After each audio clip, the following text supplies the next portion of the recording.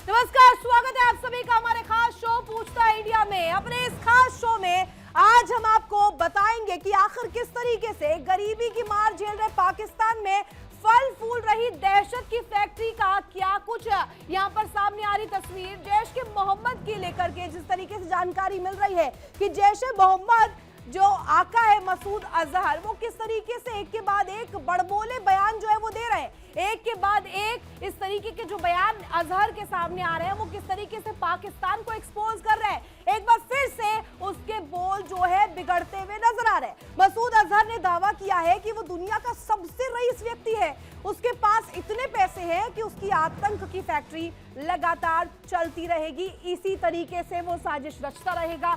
अपने इस खास कार्यक्रम में हम आपको आगे तमाम जानकारियां देंगे, लेकिन उससे पहले आपको दिखाते हैं मसूद अजहर का वो ऑडियो क्लिप क्या कुछ कहता है, कैसे उसके जो बोल है वो बिगड़ते हैं। लेकिन याद रखना पैसा हमारे पास इतना है, इतना है, इतना है, इतना है, तुम गिन नहीं सकते। इसलिए कि हमारा पैसा हमने जमा कराया हुआ है एक बैंक में, उस बैंक का नाम है अल्लाह का बैंक। उस बैंक के दरवाजे पे लिखा है वलिल्लाहि खज़ाइनुस समावाति वल अर्ज़, यहाँ अल्लाह के खजाने रखे हैं, वो सारे हमारे हैं। हम जहां कोई तश्कील करते हैं हमें गन खरीदने के लिए पैसे कम नहीं पड़ते, अल्हम्दुलिल्लाह। हमें अरबी घोड़े खरीदने के लिए पैसे कम नहीं पड़ते। इतना पैसा है तुम गिन नहीं सकते। अपने पास नहीं रखते, गुम ना हो जाए, चोरी ना हो जाए, मालिक के पास रखे हुए हैं, जरूरत के वक्त उठा के ले आते हैं। जितने इल्जाम लगाने हैं लगा लो।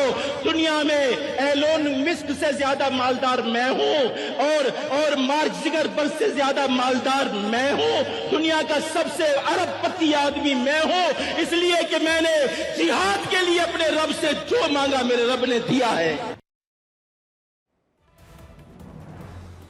दर्शकों, सुना आपने कैसे यहाँ पर मसूद अजहर है किस तरीके से बेअंदाज हो चुका है। हालांकि इंडिया डेली इस ऑडियो की पुष्टि नहीं करता। अब आइए आपको बताते हैं कि दिल्ली धमाकों से जैश ए मोहम्मद का आखिर संबंध क्या है, और अब क्योंकि ये ऑडियो वायरल हो रहा है लिहाजा अब इस नेटवर्क को खंगालना बेहद जरूरी भी हो जाता है। सुनिए।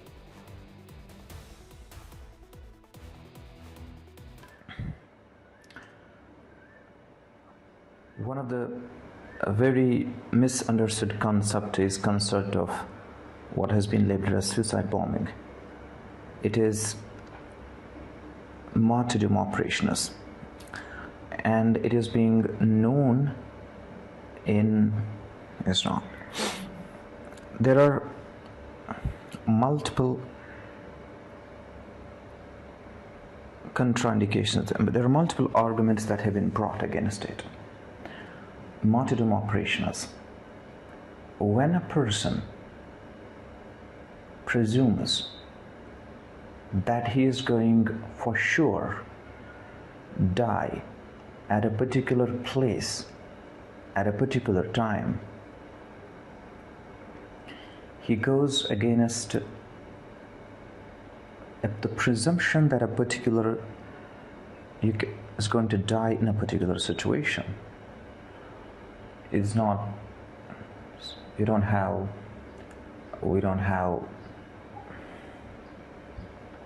situation. तो सुना आपने कैसे उमर यहाँ पर अपना बयान दे रहा है और अपने मसूद अजहर को लेकर के जिस तरीके से जानकारी सामने आ रही है, और मसूद अजहर के बिगड़े बोल भी आपने सुने। डॉक्टर उमर की कट्टरपंथी सोच वाला वीडियो भी आपने देखा, और दिल्ली धमाकों से जैश के कनेक्शन के बारे में भी हमने आपको जानकारी दी। ये सब ये बताने के लिए काफी है कि पाकिस्तान फिलहाल क्यों दहशत में है। तो आइए इस खास मुद्दे पर हम अपने खास मेहमानों के साथ चर्चा भी करेंगे और आपके सामने वो बड़े सवाल भी रख देते हैं। सबसे पहला बड़ा सवाल ये कि क्या मसूद अजहर के कबूलनामे से ये साबित नहीं होता कि वो आतंक की फैक्ट्री चलाता है। वहीं दूसरा बड़ा सवाल क्या है? दूसरा बड़ा सवाल ये कि क्या पाकिस्तान सरकार ने मसूद अजहर की आय के स्रोतों की जानकारी जुटाई है? क्या इसको लेकर इन्वेस्टिगेट किया है? जो वो कह रहा है क्या ये सच है? क्या पाक अपनी जमीन पर चल रही आतंक की फैक्ट्री पर कोई कार्रवाई करेगा? ये तीसरा सबसे बड़ा सवाल इसलिए भी हो जाता है क्योंकि पाकिस्तान जिस तरीके से कहता आया है कि आतंक की फैक्ट्री से उसका ताल्लुकात नहीं है, हालांकि एक्सपोज हो चुका है तमाम मुद्दों पर, तमाम प्लेटफॉर्म्स पर उसे एक्सपोज किया जा चुका है और यह भी साबित हो चुका है कि पाकिस्तान जो है आतंकियों का सरपरस्त रहता है। आतंकियों को पालने पोषने में, उसको बड़ा करने में, उसे और ज्यादा फैलाने में पाकिस्तान सबसे अव्वल है। और हमारे साथ जो गेस्ट जुड़ेंगे उनसे ये भी जानेंगे कि आखिर किस तरीके से ये जो गीदड़ भभकी एक तरह से कहिए जैश की सामने आती है, वो किस तरीके से इफेक्ट करता है और ग्लोबल फ्रंट पर मैसेज किया जा रहा है। आपको मैं मेरे पैनल से जरा अवगत करवा दूं। निपुण आलम बयान मेरे साथ जुड़े हैं, विदेश मामलों के जानकार है, group captain UK Devnath sir मेरे साथ जुड़े हुए हैं, major doctor Ali Shah retired रक्षा विशेषज्ञ के तौर पर मेरे साथ जुड़े हुए हैं, डॉक्टर मोहम्मद बिलाल शफीक पाकिस्तान से मेरे साथ पत्रकार जुड़े हुए हैं, डॉक्टर सज्जाद बुखारी पाकिस्तान पत्रकार मेरे साथ जुड़े हुए हैं। आप सभी का बहुत स्वागत है। सबसे पहला सवाल मैं पूछूंगी मोहम्मद बिलाल साहब आपसे ही। मेरा सवाल ये है कि मसूद अजहर जो कह रहा है उससे आप इत्तेफाक रखते हैं? क्योंकि अभी सुबह जब मैं इस बात पर चर्चा कर रही थी तो आपके पक्ष से जो व्यक्ति आए थे उन्होंने कहा कि इसका इन्वेस्टिगेट करना पड़ेगा। अभी तक इन्वेस्टिगेशन हो पाई है पाकिस्तान में? ये ऑडियो सही है या नहीं? देखिए, फिर मैं वही बात करूंगा कि आप लोग अपनी मर्जी का कंटेंट बनाते हैं, अपनी मर्जी की बात निकालते हैं। मसूद अजहर पता नहीं कौन है, कहाँ पे है, आपके ना ये खुद पाकिस्तान में नहीं है मसूद अजहर? नहीं नहीं, मुझे क्या पता किधर है। मुझे तो हो सकता है वो इंडिया में हो, है कि भी नहीं। इस नाम का कोई करेक्टर भी दुनिया में एग्जिस्ट करता है कि नहीं? आप तो लोगों को ऑडियो आप कहां से रहे? ये ऑडियो आप कहां से रहे? बात तो सुनने, बीबी बात तो सुनने। बोलिए बोलिए। देखिए, आप जैश मोहम्मद, लश्कर तैयबा, मसूद अजहर, हाफिज सईद, ये एक ना फेरी टेल्स है, ये कहानी है। ये आप लोगों ने कहानियां बनाकर ना एक अपना सिस्टम चलाया हुआ है पाकिस्तान दुश्मनी का। वहां जो हमारे रिस्पेक्टेड हिंदूज हैं, मेरे लिए दिल में बड़ा रिगार्ड है उनके लिए। आपने उनके आगे ना ये किस्से की फेरी टेल्स आप समझते हैं या मिथ हैं ये? ऐसे तो कोई करेक्टर एग्जिस्ट ही नहीं करते। अगर कोई करता है तो उसका ये रोल नहीं है। मेरा नाम बिलाल है, चले मैं एक मिसाल देता हूँ। आप अब ये बना दे उधर बैठे बैठे चैनल में, बिलाल तो उसामा बिन लादेन से भी ताल्लुक है, बिलाल मोदी की जान के पीछे पड़ गया, बिलाल अजीत डोवल पे खुद का हमला करेगा, बिलाल ने कश्मीर पे इतने बंदे, इतने हमारे सिक्योरिटी फोर्सेस मार दिए। आपने पल्ला छुड़ाया अब अजहर से। आप इस बात को मैं मान गई हूं अब कि किस तरीके से कब कन्वीनियंस के हिसाब से आपको अपनी बात आगे रखनी है, कब पल्ला झाड़ देना है। आपसे कोई सीखे, पाकिस्तानियों से सीखे। यूके देवनाथ सर ये तो कह रहे हैं कि अजहर कोई है ही नहीं, एग्जिस्ट ही नहीं करता। देखिए, अब क्या कहें, थोड़ा हास्यास्पद लग रहा है कहते हुए, लेकिन मोहम्मद बिलाल जी जो कह रहे हैं ये एक कहावत है कि जब आंधी तूफान आता है तो शुतुरमुर्ग रेत के अंदर अपना चेहरा घुसा देता है और सिर रेत के अंदर डाके कहता है कि आंधी कहाँ है, तूफान कहाँ है। लेकिन ठीक है, मोहम्मद बिलाल जी की वो मजबूरी है क्योंकि वो पाकिस्तान में बैठे हुए हैं। हम जो हिंदुस्तान में बैठे हुए हैं या दुनिया के किसी भी कोने में बैठे हुए हैं, मैं आज की तारीख में सपोर्ट के लिए कह रहा हूं कि अमेरिकन इंटेलिजेंस एजेंसी, चाहे CIA हो, इजराइल की इंटेलिजेंस हो, मोसाद, सबको मालूम है कि पाकिस्तान इस वक्त आतंकवाद का गढ़ है। दुनिया में जहां जहां आतंकवादी कार्रवाइयां हो रही हैं वहां पर पाकिस्तान के ही ट्रेंड लोग कैसे मिल जाते हैं, ये एक बहुत ही आश्चर्य की बात है। और भी मैं मोहम्मद बिलाल साहब को बताना चाहता हूं कि हिंदुस्तान में हमने जितने आतंकियों को मारा है या पकड़ा है, वहां से सबूत लगातार मिल रहे हैं।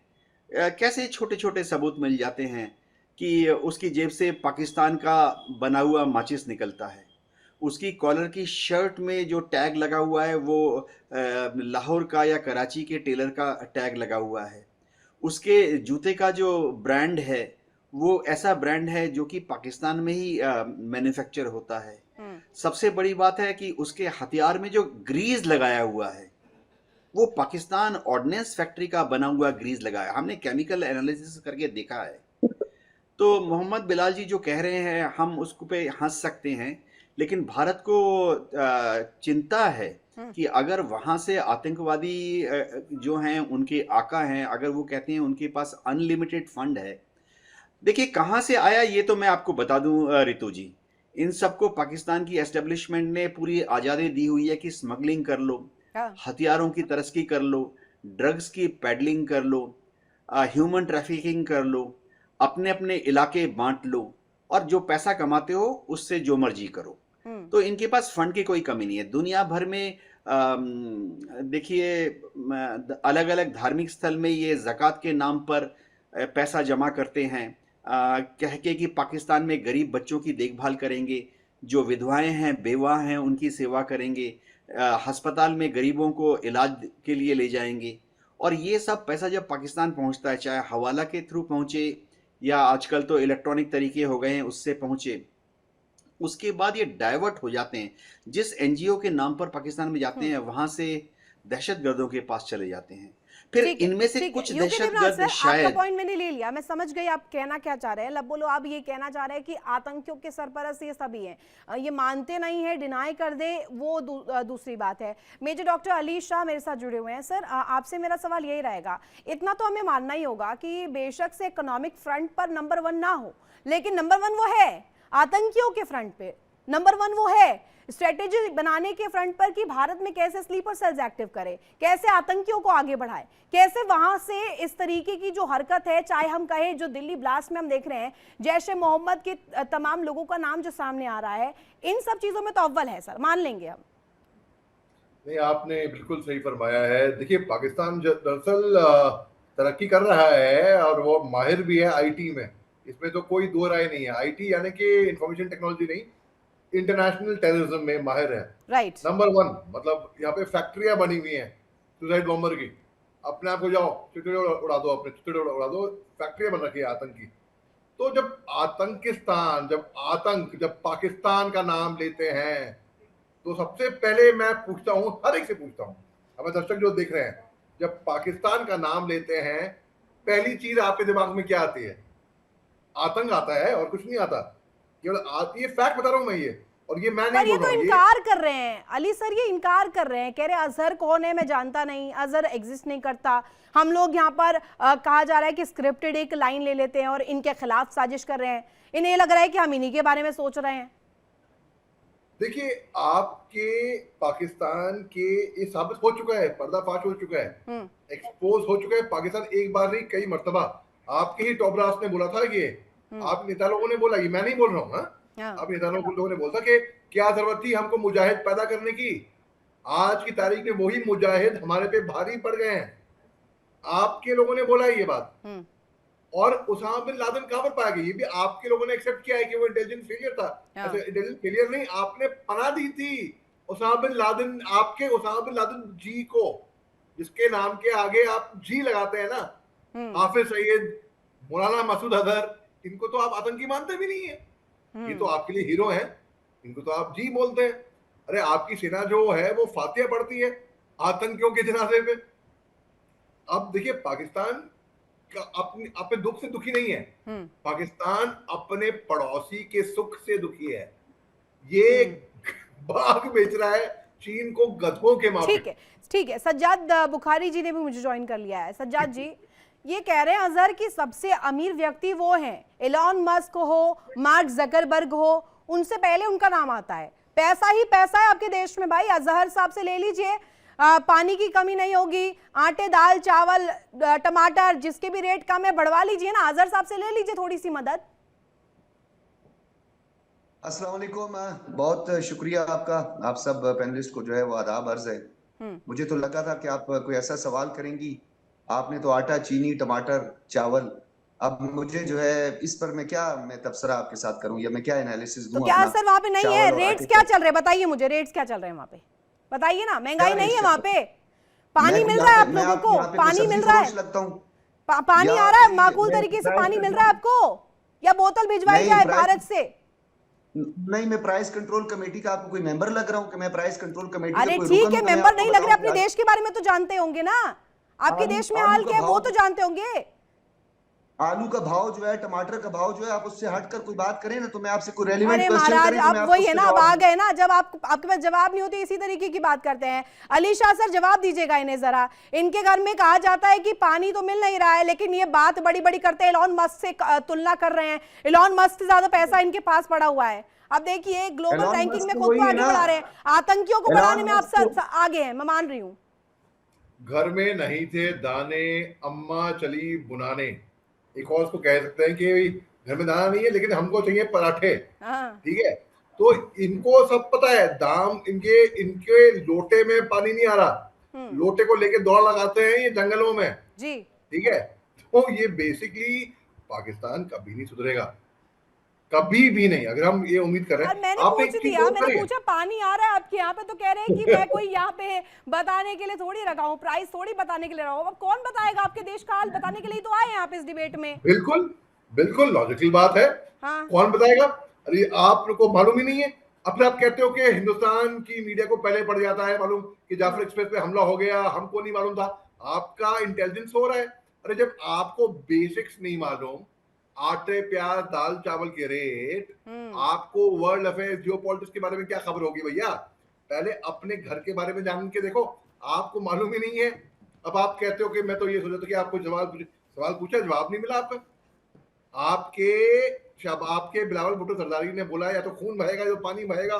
तब ये पूछ रही है ना मैडम कि पानी आता है नहीं आता है, लोटे में पानी आया नहीं आया, ये दौड़ लगाई जंगल के दीवान को बुला लेता हूँ, आप उसके साथ जो है वो टाकरा कर लेना, क्योंकि मैं आलू पे तबसरा नहीं कर सकता ना टमाटर पे, ये आपका कहना है। एक और लोटे वाला पानी जो आप कह रहे हैं ना, आप ऐसी जगह मत जाया करें ना जहां मुझे लोटा लेकर आना पड़े आपके पीछे। आप ऐसी जगह क्यों जाकर बैठे हैं जहां मुझे लोटा लेकर आना पड़े आपके पीछे?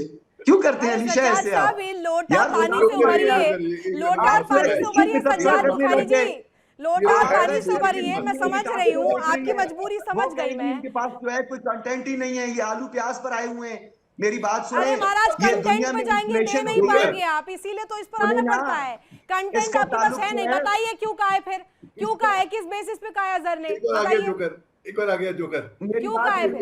ये सबसे बड़ा जोकर तो ये है, मजहर सबसे बड़ा जाने, जोकर है। ये ये आप हमसे लोगों कहता है का मैं मामला डेटा और है। स्टैटिस्टिक्स के अपने मुताबिक देश बात में करता हूं। लोगों नंबर के को मुताबिक उनकी आपकी बात बुनियादी करता हूं। सहूलियात लोटे में, लोगों कितने को उनकी लोटे हैं वो बात फंडामेंटल करते राइट्स में हैं।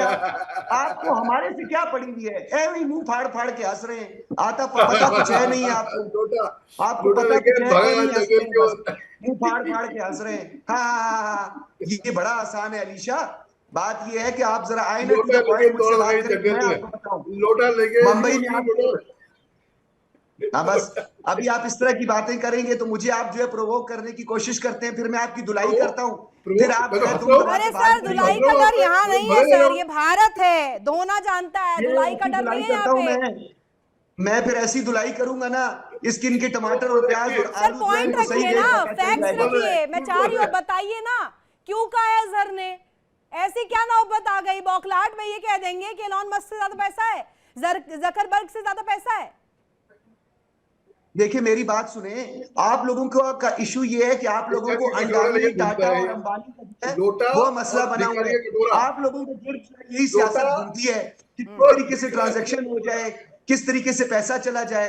अरे सर मैं आपके सामने रखती हूँ फैक्ट्स, आपके पास फैक्ट्स नहीं है, मैं रख रही हूँ, मैं रख रही हूँ, 2 मिनट रुक जाइए, अब सुन लीजिए सज्जाद बुखारी जी, सुनिए अब जरा, अब सुनिए एलॉन मस्क की नेटवर्थ मैं आपको बता दे रही हूँ, सुनिए 46,790 करोड़ वर्थ है ये आपको बता रही हूं मैं, कुल मिलाकर के जो जानकारी गूगल अभी दे रहा है। गूगल तो आप जानते होंगे ना, पाकिस्तान में चलता होगा, देखिएगा 46,790 करोड़ इस वक्त नेटवर्थ है एलॉन मस्क की, और वहीं मार्क जकरबर्ग 20,920 करोड़, ये है उनकी नेटवर्थ। आप इनसे कंपैरिजन कर रहे हैं अजहर की। अभी ये मैंने सामने गूगल खोला है, अभी मैंने सामने गूगल आपको खोला क्या दिखा रहा है गूगल, पाकिस्तान में अलग चलता है क्या?